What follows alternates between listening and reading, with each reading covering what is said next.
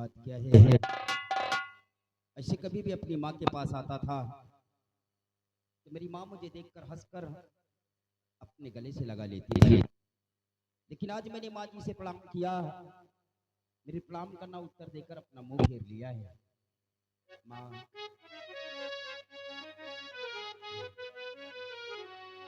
हो हाथ जोड़ विनती करूं, चरणे नमाऊं।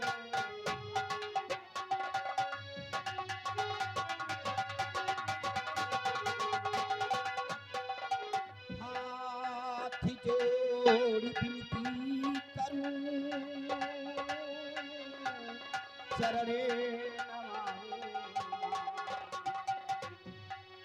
और चिंता है किस बात की, बता दे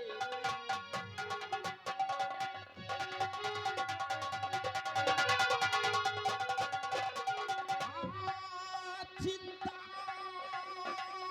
है किस बात की, बता दे मेरी माँ,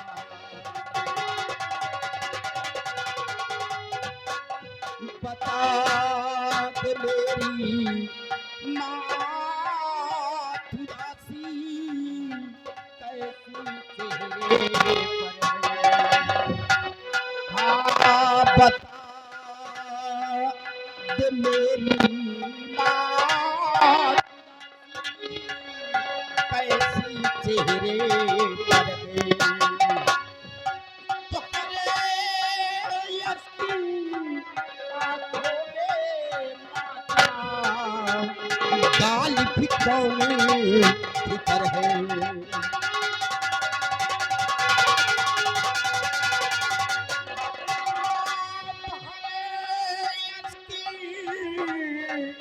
आँखों में माता, गाल फिकौनी।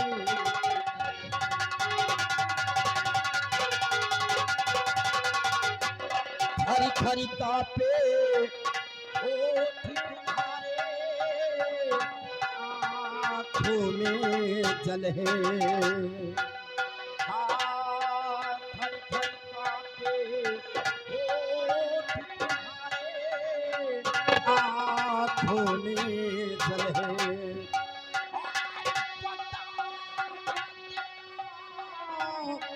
बता दे जलनी दिल को नहीं,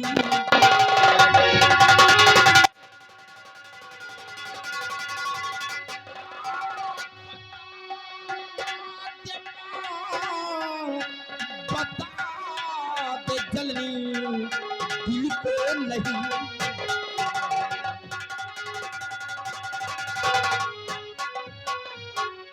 बात क्या है माँ, आज आपकी आंखों में आंसू क्यों भरे हैं? क्या किसी ने आपको कुछ कहा है? अगर किसी ने आपको कुछ कहा हो तो सिर्फ एक बार उसका मुझसे नाम बतला दीजिए। कसम है तुम्हारे चरणों की माँ, उस हरामखोर को जिंदा मैं जमीन में दफन कर दूंगा। अगर किसी के हाथ तुम्हारी तरफ बढ़े हो तो मैं उसके जिस्म से उसका हाथ अलग कर दूंगा। सिर्फ मुझे उसका नाम और पता बता दीजिए। बेटा रूप सिंह, परेशान होने की कोई जरूरत नहीं, क्योंकि तू जैसा सोच रहा है ऐसा कुछ भी नहीं है बेटा। तो फिर बात क्या है माँ, क्या मुझसे कोई गलती हो गई है? नहीं मेरे लाल, दरअसल बात तो ऐसी है कि आज मुझे तेरे पिताजी की बहुत याद आ रही। हाँ बेटा, हर बार उन्हें याद करके अंदर से मेरा मन दुखी हो गया बेटा। और कोई बात नहीं माँ, जब भी आपसे पिताजी के बारे में जिक्र करता था आप कोई ना कोई बहाने करके टाल देती थी, लेकिन आज आपने पिताजी की याद दिलाकर मेरे अभी आंखों में आंसू ला दिए हैं। लेकिन माँ, आज मैं आपका कोई भी बहाना नहीं सुनूंगा। आज मैं आपसे जानना चाहता हूं कि मेरे पिताजी कौन थे, इस दुनिया में जीवित भी हैं या नहीं है। बोलो मां, कौन थे मेरे पिताजी? बेटा रूप सिंह, अगर आज तू अपने पिताजी के बारे में जानना ही चाहता है तो तेरी माँ तुझसे जरूर बतलाएगी। बेटा, तेरे पिताजी कोई और नहीं मेरे लाल, बल्कि इसी विक्रमगढ़ राज्य के सेना नायक, जिनका नाम सेनापति निर्भय सिंह। ए मां, चुप हो जाइए। परंतु क्यों बेटा? अगर किसी को ये मालूम हो गया ना कि हम सेनापति निर्भय सिंह के परिवार के सदस्य हैं, तो जिस तरह उनके हाथों में जुल्म की हथकड़ी लगाकर जेल की सलाखों के अंदर डाल दिया गया है, उसी तरह हमें और तुम्हें भी जुल्म की हथकड़ी लगाकर जेल की सलाखों के अंदर डाल दिया जाएगा। हाँ मां, कहना क्या चाहता है तू? आप भूल गई? आपको मालूम नहीं है कि सेनापति निर्भय सिंह सम्राट विक्रम सिंह का कत्ल किया है, और मैं कोई खूनी और कत्ली का बेटा नहीं हो सकता। कह दीजिए कि यह बात झूठ है। हे बेटा, अरे कैसी बहकी बहकी बातें कर रहा है? अरे जरूर तुझे कोई गलत फहमी हुई है। मुझे गलत फहमी हुई है? हाँ बेटा। मुझे? अरे माँ, सिर्फ हम ही नहीं, ये विक्रमगढ़ के रियासत के लोग कहते हैं कि सम्राट विक्रम सिंह का कत्ल कोई और नहीं, सेनापति निर्भय सिंह ने किया है। बेटा रूप सिंह, भले ये पूरे विक्रमगढ़ राज्य की प्रजा तेरे पिताजी को खूनी कातिल क्यों ना कहती हो, लेकिन तेरी माँ ये मानने के लिए कभी तैयार नहीं कि तेरे पिताजी कोई कातिल भी हो सकती है। अरे वो क्या करेंगे महाराज विक्रम सिंह का कत्ल? अरे वो तो खुद 24 घंटे महाराज की शान बान आने के लिए अपने प्राणों की आहुति देने के लिए तैयार रहा करते थे, और तू कहता है कि उन्होंने सम्राट विक्रम सिंह का कत्ल किया है। तो माँ, सच्चाई क्या है? मैं सच्चाई जानना चाहता हूँ। बेटा रूप सिंह, अगर इस पूरे विक्रमगढ़ राज्य के अंदर मुझे किसी शख्स पे संदेह है ना, तो शख्स कोई और नहीं बल्कि इसी विक्रमगढ़ राज्य का महामंत्री दुर्गा सिंह, जब आज इस विक्रमगढ़ राज्य का महाराज बन बैठा है। हो जरूर महाराज का खून व कत्ल उसी ने किया होगा, और तेरे पिताजी को तो उसी ठहरा दिया। मतलब कि कत्ल कोई और किया, सजा मेरे पिताजी काट रहे हैं, और जो गुनहगार है वो इसकी जिंदगी जी रहा है। तुम्हारे दूध की सौगंध है मैया, तुम्हारे जड़ों की सौगंध है। मैं मंत्री दुर्गा को जिंदा नहीं छोड़ूंगा, मैं उसे मार डालूंगा। और मंत्री दुर्गा को मारूं अपनी जान से। मंत्री दुर्गा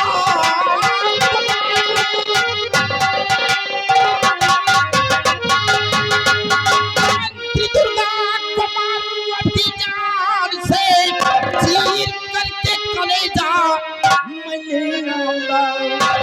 तेरे चरणों की सौगंध मैं खाकर कहूं, मार डालूंगा मैं, मार डालूंगा मैं।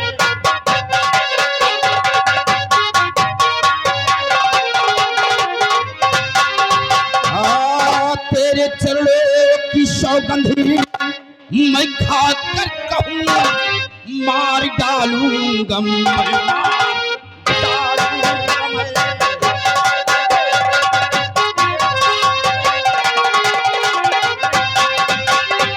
तुम्हारे दूध की सौगंध है मैया, जब तक मैं मंत्री दुर्गा का नामो निशान इस दुनिया से नहीं मिटा दूंगा, तब तक ये तुम्हारा बेटा आपको अपना चेहरा नहीं दिखलाएगा।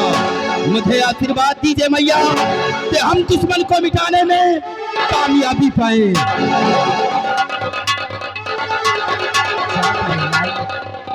मेरा आशीर्वाद सदैव तेरे साथ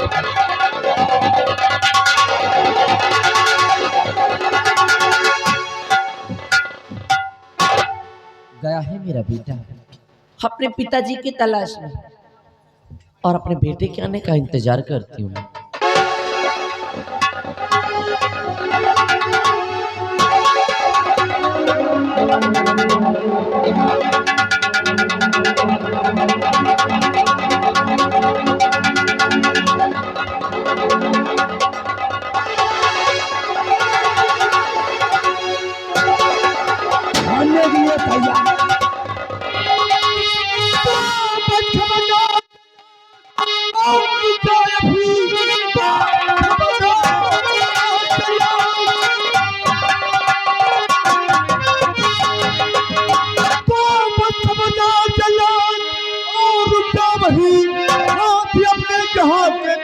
रोक ले हुक्म से लाया किससे तू इसे मार दी आ गया काल है घर नजर देख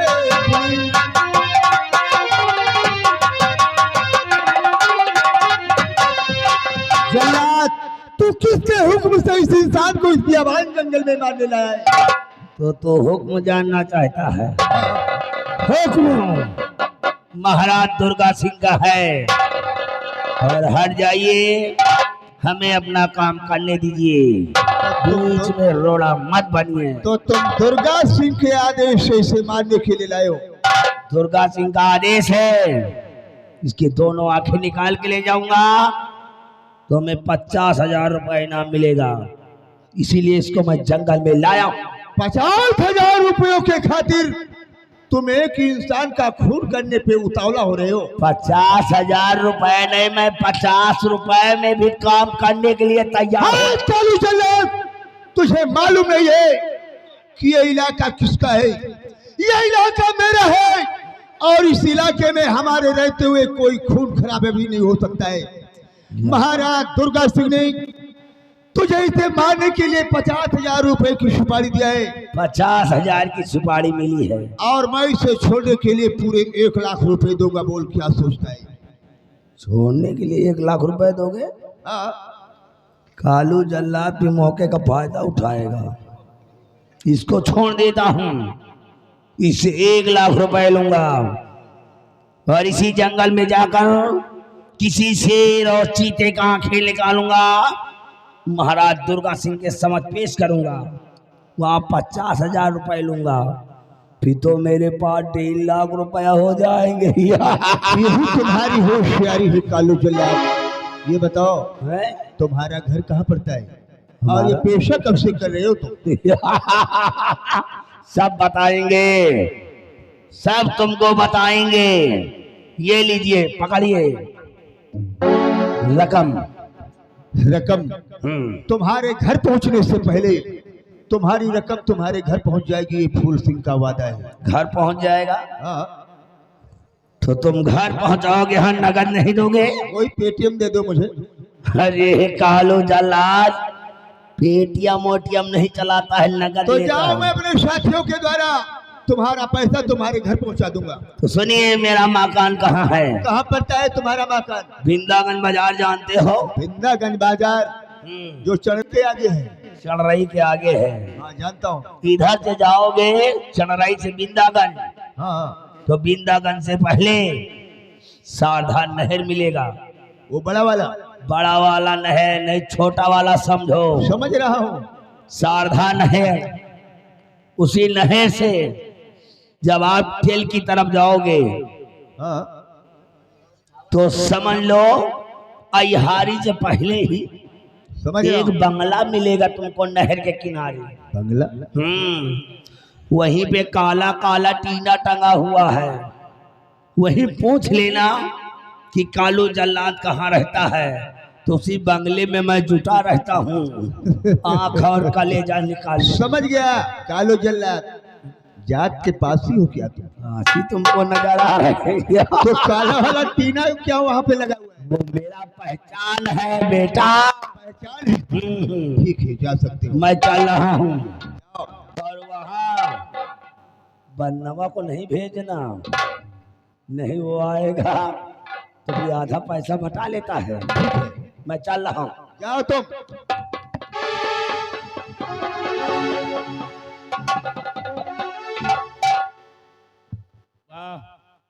वाह वाह नौजवान बच्चे वाह, हमें अंधा होने से बचाकर हम पर बहुत बड़ा एहसान किया है बच्चे। बाबा जी, इसमें एहसान की क्या बात है?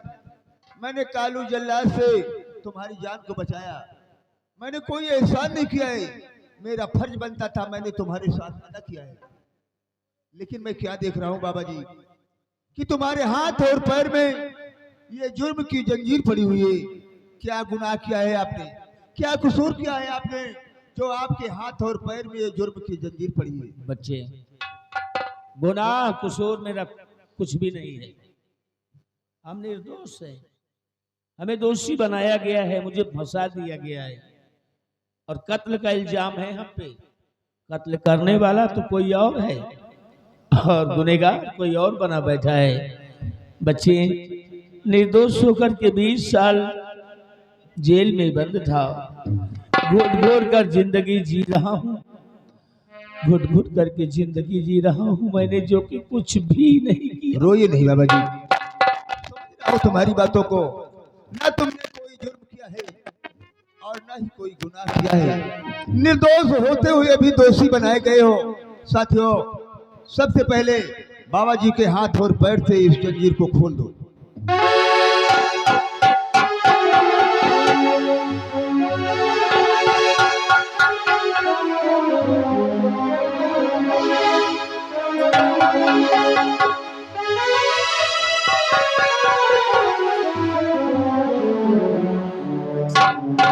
बाबा जी, मैंने तुम्हें इस जुर्म की जंजीर से तो आजाद कर दिया है, लेकिन एक बात पूछना चाहता हूं कि तुम इस हालात में कहां जाओगे और क्या करना चाहते हो? बच्चे, इस छाती में बदले की आग जल रही है। 20 साल से सिर्फ इस बदले में चल रहा हूं। आज जब आजाद हो गया हूं तो फिर एक ही तमन्ना है हमारी कि उस दुर्गा सिंह से अपना बदला चुकाना, राज्यवासियों को मालूम करना कि महाराज का असली कातिल कौन है, क्योंकि सभी लोग निर्दोष दोषी हमें समझते हैं। बाबा जी, अगर तुम्हारे दिल के अंदर ये भावना है तो मैं तुम्हारी मुरादी पूरा करूंगा। आज मैं तुम्हें एक छोटा सा तोहफा दूंगा और तुम इस तोहफे को कबूल कीजिए। ये लो बाबा जी, उठाओ अपने हाथों में बंदूक और खाओ मां भवानी की कसम कि जिन दिन इन दोनों ने तुम्हें खून के आंसू रुलाया है, मैं उन हराम जादों को चैन से नहीं जीने दूंगा। नौजवान बच्चे, मैं कसम खाता हूं कि मैं अपने दुश्मनों को जिंदा नहीं छोड़ूंगा, जिंदा नहीं छोड़ूंगा। ठीक है बाबा जी, आपने अपने हाथों में तो बंदूक उठा लिया है, लेकिन बंदूक उठाने से पहले तुम एक बात का वादा कीजिए कि तुम्हारी बंदूक की गोली सिर्फ उन इंसानों पर चलेगी जो खूनी कातिल और दरिंदे होंगे। किसी लाचार, किसी असहाय, किसी मजबूर पर तुम्हारी बंदूक की गोली नहीं चलेगी। वादा कीजिए बाबा जी। वादा करता हूं कि बंदूक का इस्तेमाल सिर्फ दोषियों पर करूंगा, गद्दारों पर करूंगा, भ्रष्टाचारियों पर करूंगा। किसी लाचार, बेबस, मजबूर या गरीब पर इसका इस्तेमाल कतई नहीं करूंगा। अगर तुम्हारे ऊपर कोई संकट व कोई बला आती है तो तुम मुझे याद करना, मैं तुम्हारी हर मदद करूंगा। लेकिन बच्चे, हम भी तो जरा ये जाने कि तुम्हारा शुभ नाम क्या है और किसके बेटे हो तुम और कहाँ के रहने वाले हो? बाबा जी, हमारा कोई ठिकाना नहीं है, आज यहाँ तो कल वहाँ। क्यों? तुम डाकू कुंदन सिंह को तो जानते हो, हाँ सुना है नाम थोड़ा। बिहार के सरदार डाकू कुंदन सिंह का बेटा हूँ। लोग मुझे डाकू फूल सिंह के नाम से जानते हैं। वाह, मतलब कि डाकू के बेटे हो। हाँ बाबा जी। फूल सिंह नाम है तुम्हारा। हाँ बाबा जी। हो डाकू के बेटे, लेकिन इंसानियत, मानवता जो होनी चाहिए इंसान के हृदय में, परमात्मा ने तुम्हें वो हृदय दिया है। बच्चे, आज तुम्हें देख हमें अपने बच्चों की याद आ रही है। कौन है तुम्हारे बच्चे? क्या नाम है तुम्हारे बच्चों का? एक बार उनका पता और मुकाम बता दो बाबा जी, तुम्हारे बच्चों को लाकर तुम्हारे कदमों पे डाल दूंगा। नहीं, अगर आज मेरे बच्चे हमारे पास होते तो तुम्हारी उम्र के होते, तुम्हारे कद के होते, लेकिन ना जाने हमारे वो लगते जिगर, हमारे बेटे कहाँ हैं, इस दुनिया में हैं या नहीं, उनके बारे में हमें कुछ मालूम नहीं। बाबा जी रोइए मत, घबराइए नहीं बाबा जी, अब तो मेरे सामने आंसू मत बहाओ। दुनिया में जिसका कोई मददगार नहीं होता है, उसका मददगार मैं हूँ बाबा जी। तुम्हारी बातों को सुनकर तरह तरह के सवाल मेरे दिलो और दिमाग में खड़े हो रहे हैं, जिसका मैं उत्तर नहीं पा रहा हूँ बाबा जी। खैर छोड़ो इन बातों को, तुम मुझे इजाजत दो, और कोई संकट व मुसीबत आती है तो तुम मुझे याद करना, मैं तुम्हारी हर बोल सिंह, लेकिन आज के बाद मैं तुम्हें अपना धर्म का बेटा मानता हूँ। आज के बाद तुम हमारे धर्म के बेटे हो। ठीक है बाबा जी, आपने मुझे अपना धर्म का बेटा बनाया है, तो आज के बाद मैं तुम्हें अपना धर्म का पिता मानता हूँ। तुम एक पिता का फर्ज अदा करोगे और मैं एक बेटे का फर्ज अदा करूंगा। जिस जगह पर तुम्हारा पसीना गिरेगा, माँ भवानी कसम मैं अपना लहू बहा दूंगा, लेकिन तुम्हारे ऊपर कभी किसी प्रकार की कोई आंच नहीं आएगी। शाबाश, तुम मुझे अपना आशीर्वाद दो बाबा जी, और मैं अपने अड्डे पर वापस जाऊंगा। आशीर्वाद है, आशीर्वाद है, खुश रहो, खुश रहो, मेरा आशीर्वाद है। आइए साथियों, हम लोग वापस अपने अड्डे की तरफ चलते हैं। जय मां भवानी, जय काका।